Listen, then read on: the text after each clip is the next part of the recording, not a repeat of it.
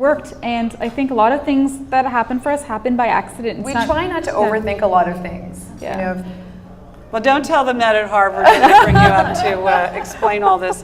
But the logo, did you design the logo? The logo was actually a friend of ours. Just doodling and did one and it worked? He's based out of San Francisco, and he actually asked me, he actually asked me to send him pictures of our cupcakes. So I sent him a whole bunch of photos of our cupcakes, and what he did was he took a peanut butter, lava fudge, a peanut butter swirl, and a vanilla cupcake. They sort of animated it into those little designs. Those little swirls. So it's the top of 3 of our cupcakes. It's the top of 3 of our cupcakes, and I thought, that's cute, it's simple, I love it, you know, it works. And we saw it immediately, and we thought, this is it. Well, you know, I'm a big fan of your website, and I don't know how many of you here have gone to their website. And if you ever are on drugs or need to be amused, you can go to their website and play with all these little dots with your little, you know, clicker thing, and you can make little dots dance all over the screen. I don't know if anybody ever gets beyond it and actually buys cupcakes, but it's fun for the feeble-minded. Well, our website was actually designed and by you had that family from the friend. beginning. A family friend. And he's a talented artist in Denver. And he also did the portrait that's hanging in the shop, the coconut cupcakes, and the one in Bethesda. You know, it really is sort of like a family. It started off as a family bakery. Well, let's go back to the family for a moment, because that really is the root of all this. Your family's very interesting. You're Canadian Greek, or is it Greek Canadian? Our parents were born in Greece, and they moved to Canada. Born in Greece, and then came to Canada. So there's no Canadian blood. No. There's no just raised there. Yeah. And where in Canada? Outside of Toronto. Outside of Toronto. But you then lived sort of a dual life in both locales, right? You would spend part of the year in Canada and part of the year where in Greece? Summer in northern Greece, in Thessaloniki.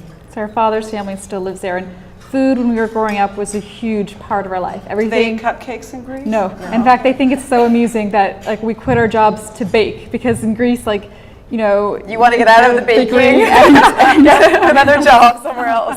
So they find it really ironic that we were doing this, but especially baking, that you're making so much money on it. But baking was such a huge part of our life. You know, our grandmother was baking every day, and Katherine and I would like just, you know, beg her, oh, can we help? Can we help? And that's how we grew up. Were you good bakers even then, or were we were good helpers. Impatient? Yeah. We probably ended up. We learned a lot from her. We would never sift our baking soda or baking powder, and you know, we learned that you have to do that. Yeah. Things wouldn't turn out when we were kids. So, was of the things that your grandmothers taught you, were cakes your favorite thing to make? She'd have these little, and this is kind of how we got into cupcakes.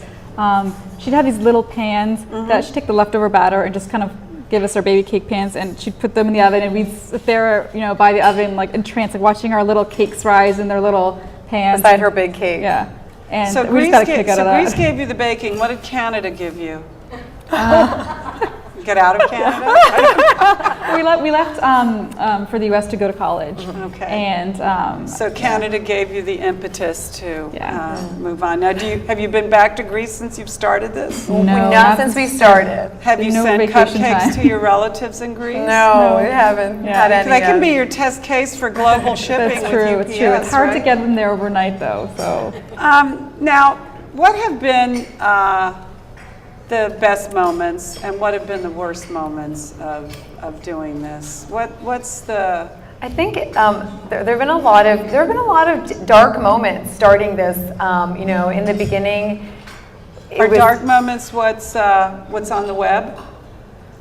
For example, I just noticed in doing my research that there was a whole piece on the web about your Range Rover. That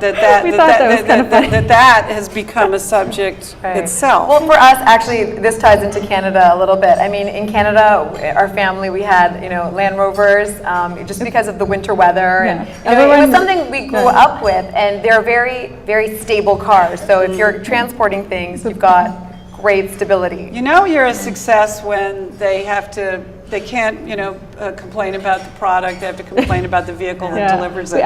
We think it's funny, but I think for the dark moments, just like being there at 4 a.m., just the two of us, like those kinds of days where are we going to get through it? Are we going to be able to like pull this off the next day? and, you know, There were many times where we thought, you know, people would tell us you should just close down for a week and then rehire a bunch of people and then open up, and that was not an option for us. No. We were like, we're not closing down. We're We'd going to rather fight stay through here this. all night, and you know, there'd be nights where, you know, here we are, the owners, and we're building boxes and, you know, Yeah. fixing things in the kitchen. And we're thankful now that we have a fantastic staff, and that help us. Like even but last night, we were there till midnight making. But when you move to M Street, you're going to be open 7 days a week. Yeah. That's going to be new.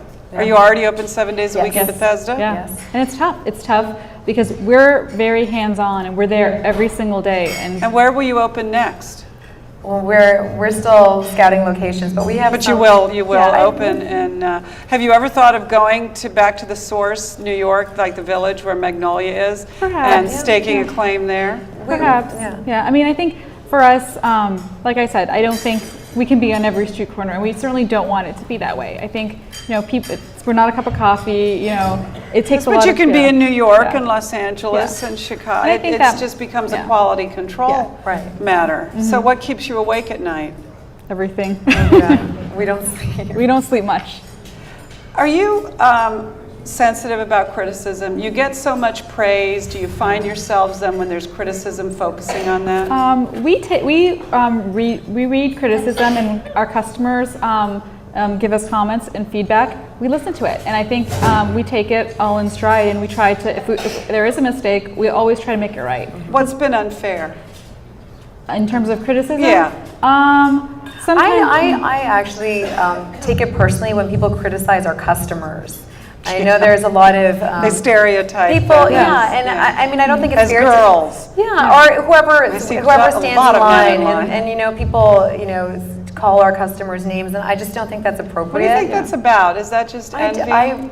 It don't it know. must be. It must stem from something. Yeah. But I mean, it's not. It doesn't even have to do with us. It has to do with our customers, and that's why I feel very protective over them. Like you don't have to. You can criticize us, but don't criticize our Because customers. any kind of criticism, we'll listen. We listen to it, and if it is something that if our cupcakes are dry or something is wrong, we'll we check fix it. in. Yeah. Well, again, I think people have a hard time finding fault with the actual product, so it becomes about the aura. Yeah, and I think you have to have a thick skin. The buzz that Yeah. has built up Yeah, about and I it. think you have to have a thick skin. But as a don't business you owner. have to have a thick skin? Yeah, you do. And In business, you have to have a thick skin. And because it's not even just criticism; it's anything that happens. You need to be able to. Have you had to go to a bank yet for money? We did get help from a bank to open our new locations. So you yeah. definitely, you're learning, Yeah. Bigger things are going to happen to you, though, and I know that we can't talk about this in detail, but I believe that it's fair to say you're going to be in a reality show. There's going to be a reality show built around you. I'm not going to say the channel, but given what's just happened in Washington in reality TV with the infamous Gatecrasher Gate, how are you feeling about going into reality TV? I think for us, this show would be more about food. So it's more of a food show, not about Katherine But and me you'll be shopping. in it. And, You'll be in it. May not be no, your private yeah, lives, but right. you'll be in Yeah. it. And I think it'll be an educational show for people to see what happens behind the scenes at a bakery and how does it all work. And I think there are a lot of really interesting things that happen each day that people can learn from. People who are interested in starting their own bakeries. But you have to get ratings. Yeah. So there'll be a little bit. But even though I know enough about this to know it's a network that's not the Housewives network, so it's not a network that's sort of built its thing on private life exposés. Anytime cameras come into your life, cameras are in your life. It's how you look, it's what you say. There is exposure to a much broader audience. You personally will be recognized much more everywhere you go. That's really what I'm asking. How do you feel about crossing that threshold into sort of fame?